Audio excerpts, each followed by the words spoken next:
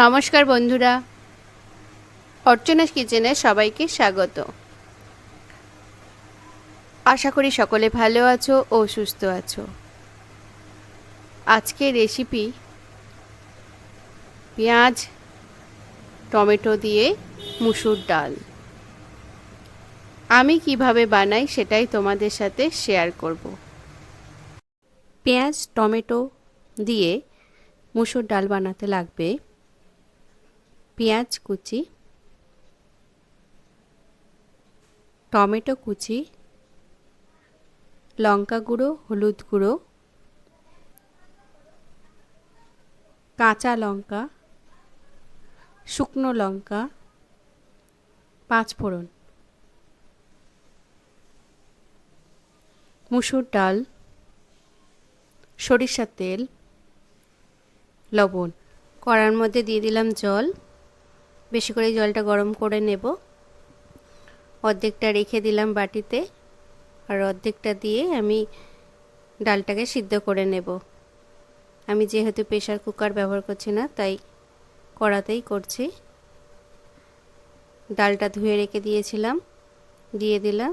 এবার ঢাকা দিয়ে দিয়ে সেদ্ধ করে নেব ডালটাকে। এবার ঢাকনাটা খুলে নেব, দেখে নেব ডালটা সেদ্ধ হয়েছে কিনা। দেখো ডালটা সেদ্ধ হয়ে গেছে। এবার আমি একটা বাটির মধ্যে ঢেলে দেব। কড়া গরম হয়ে গেছে, কড়ার মধ্যে দিয়ে দেব পরিমাণ মতো সরিষার তেল। তেলটা গরম হয়ে গেছে, তেলের মধ্যে দিয়ে দিলাম শুকনো লঙ্কা, কাঁচা লঙ্কা, দিয়ে দিলাম পাঁচফোড়ন। পাঁচফোড়নের পরিবর্তে তোমরা জিরে ফোড়নও দিতে পারো, অথবা কালো জিরে দিয়েও ফোড়ন দিতে পারো। ফোড়নটা ভাজা হয়ে গেছে, দিয়ে দিলাম কুচিয়ে রাখা পেঁয়াজ। পেঁয়াজগুলো নরম হওয়ার জন্য দিয়ে দিলাম পরিমাণ মতো লবণ। লবণ দিয়ে ভালো করে ভেজে নেব। পেঁয়াজটাকে ভাজতে সময় লাগবে কিছুক্ষণ। দেখো ভাজা ভাজা হয়ে গেছে। এবার দিলাম টমেটো। টমেটোটা ভালো করে ভেজে নেব। দেখো ভাজা ভাজা হয়ে এসেছে। টমেটো পেঁয়াজ ভাজা হয়ে গেছে। এবার আমি লঙ্কা গুঁড়ো, হলুদ গুঁড়ো জল দিয়ে গুলে নিয়েছি। মশলাটা কড়ার মধ্যে দিয়ে দিলাম। টমেটো পেঁয়াজের মধ্যে দিয়ে ভালো করে ভেজে নেব। দেখো ভাজা ভাজা হয়ে এসেছে।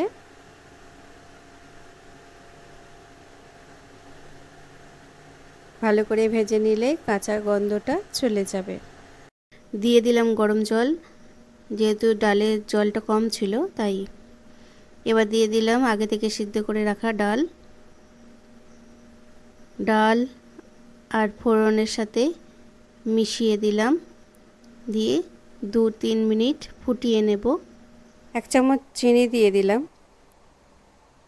যেহেতু টমেটো আছে, টক টমেটোটা ব্যালেন্স রাখার জন্য চিনি দিয়ে ডালটাকে ফুটিয়ে নিলাম। দেখো রেডি হয়ে গেছে।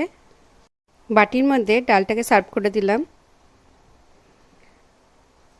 এই রেসিপিটা ভাতের সাথে খেতে খুব ভালো লাগে, তোমরাও বানিয়ে দেখতে পারো, খুব সুন্দর হয়। আজকের রেসিপিটা ভালো লাগলে লাইক করে দিও, শেয়ার করে দিও, সাবস্ক্রাইব করে দিও। পাশে থেকো, সুস্থ থেকো, সবাইকে ভালো রেখো।